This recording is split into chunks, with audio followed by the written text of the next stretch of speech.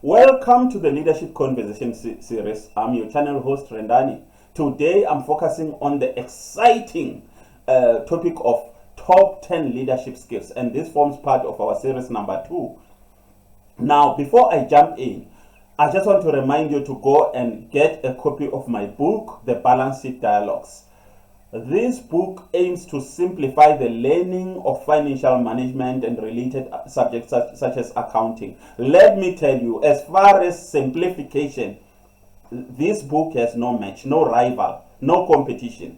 Now, you will get your hard copy from Group 7 online stores, and the ebook format is available from Amazon Books Online. Now, to set the ball rolling, let's look at let's summarize the role of a leader. What does a role do? What task does a leader fulfill? Now, as a leader, your responsibility is to build a strong and compelling vision for the organization, and a vision that excites and energizes everyone around you. You must also support and motivate and support your team to work hard, to beyond their wildest dreams, beyond their full potential, to work hard to attain your company vision. Now, finally, you must hold your team accountable for their performance. Now, in order to discharge this responsibility diligently, you must possess the following skills. 1, you must be a visionary thinker. This relates to your ability to set a clear and compelling vision for the future. What I mean here is that sell your team, your organization, a promise about the future, that this is the destination, here is the promised land. Now, you must also be a strategic planner who is able to make sure that what you are doing today lines up with your long-term objectives of where you want to see your organization. Now, you must also be a forward thinker who is able to anticipate, to project the trends and adapt your organization and your organizational practices and focus accordingly. That's very important. You must also have effective communication skills. Now, in my professional experience, I've realized that I've observed that organizations with poor communication usually exhibit the following symptoms. There is confusion everywhere. There are missed targets day in, day out. They are pointing fingers at each other. There are arguments, and there is failure all over the show. Now, communication skills will call upon you to become not just a good communicator, but a good listener, an active listener. Actually, to become a good communicator, you need to be a good listener. It goes without saying, so that you are in tune with the feelings of your team members, the ideas that they have, etc. And you must be able to use the tool of persuasive storytelling to inspire and motivate stakeholders. You know the likes of Vositembekwa, how they are good at telling stories and the like.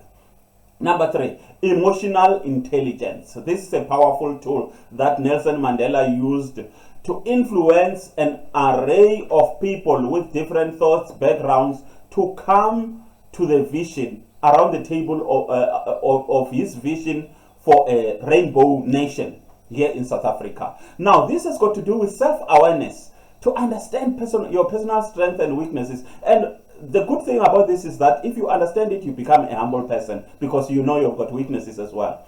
You must also understand others, your team leaders, in order to influence them. That is empathy. You must be in tune with their feelings, connect with them emotionally.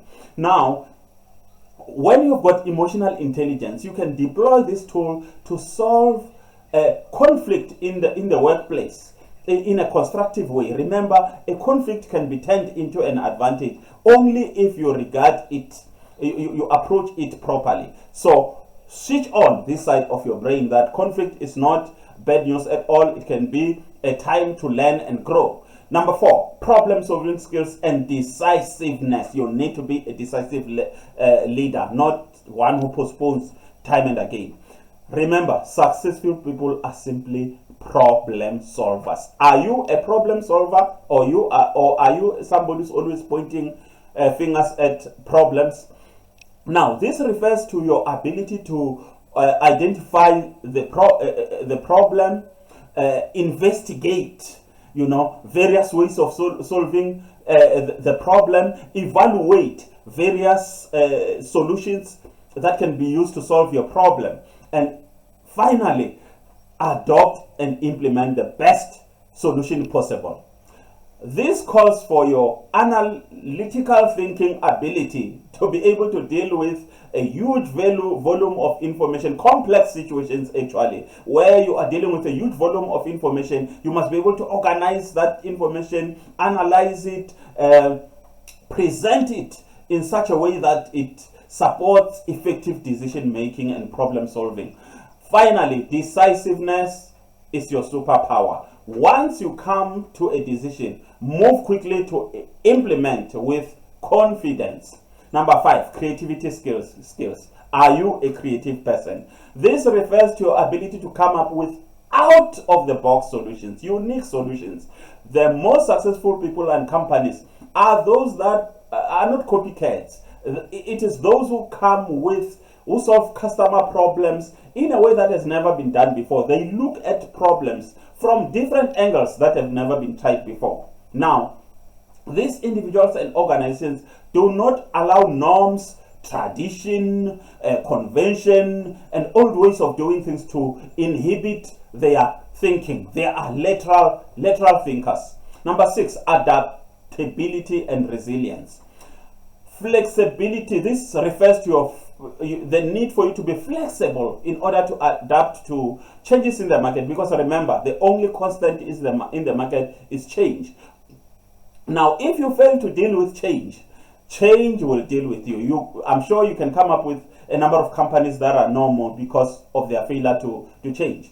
Now, as a leader, you are employed to deal with challenges and problems, to come up with solutions. Now, problem solving is your lifestyle, and this calls for resilience. Now, to be a resilient person, you must switch on this side of your brain. What is it? I mean, you must remember that winners are simply ex-losers who refuse to quit. Now, make sure you don't quit. The other thing is that as a leader, you must be believable. You must have integrity and ethical leadership. Your word must count for something. And to successfully lead your team, remember, trust or confidence is your biggest capital. You lose that, you lose out. Make sure you always lead by example with honesty, fairness, and openness. No hidden agendas.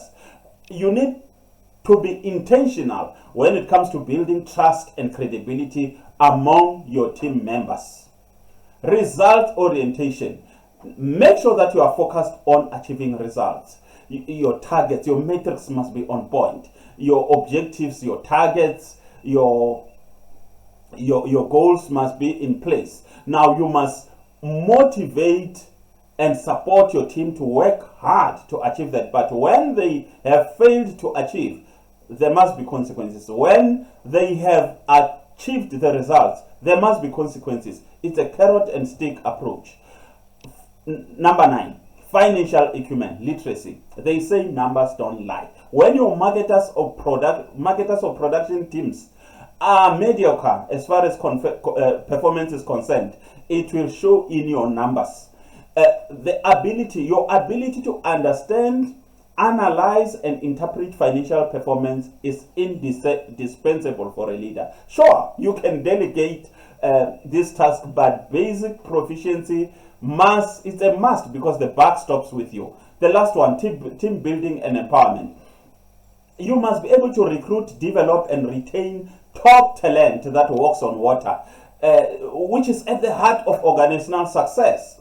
When you delegate to these people, it demonstrates to them that you trust them and you are willing to empower them. You must also be intentional in fostering a culture of collaboration and inclusiveness within your team members. And watch out for this space. Team building is the next topic. Watch out for it. I hope you enjoyed this session. I for sure